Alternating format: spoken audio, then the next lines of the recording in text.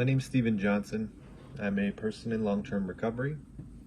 I also work in the field as a recovery coach for an outpatient facility here in my town, Big Rapids, as well as a wellness advocate in the hospitals here.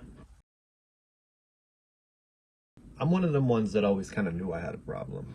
I just remember being a teenager, first getting involved in things like this. I noticed that with me, I once I got a taste, I needed to feel a certain way. It wasn't so much about getting high as much as it was about altering myself in the way I wanted to at the time. This helps me sleep. This helps me wake up. This helps me feel free and unfiltered. This helps me relax. So I identified this very, very early on. And kind of the flip side to it was I kind of labeled myself as an addict early enough to where I thought that was it. Like, this is me, this is my fate, and this is my doom. I might as well just accept it, and this is what my life's gonna be like.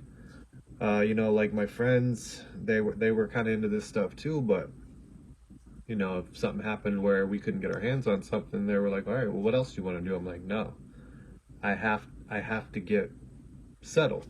So that was kind of like my first indications that I had a problem. And then, of course, as life progresses, things got a little darker.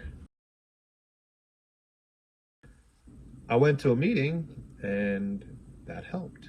I heard some things that redirected the focus back to me, that offered me some solutions, that just inspired me to go another day, just a little bit more hope. And that's what I need to stay on the right path.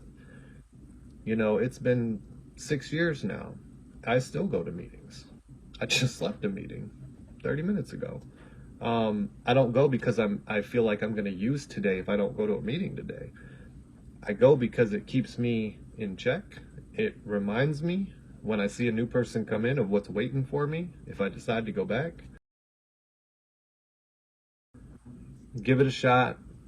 Know that it's possible, but give it a shot.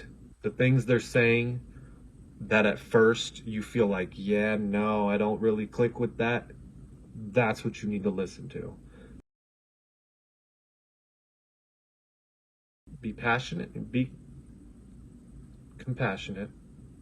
Be patient. Be firm. Take care of yourself.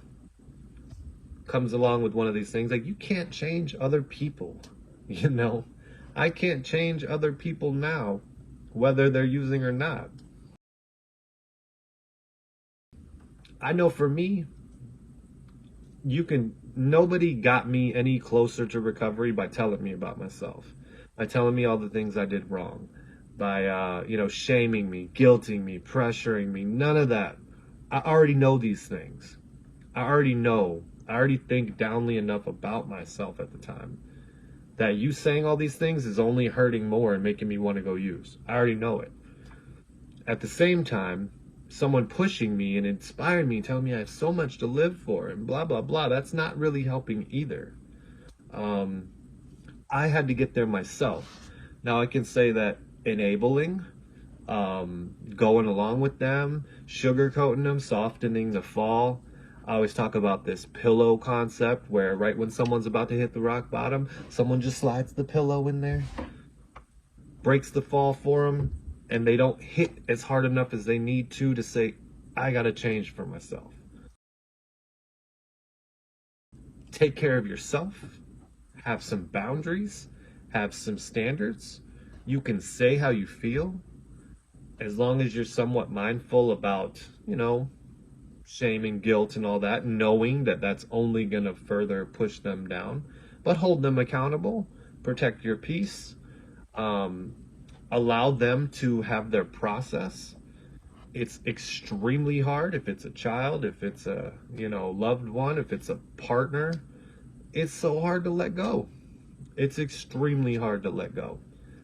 That is how you will get it, though. And at the very least, even if they don't find recovery, you won't continue to involve yourself in their cycle.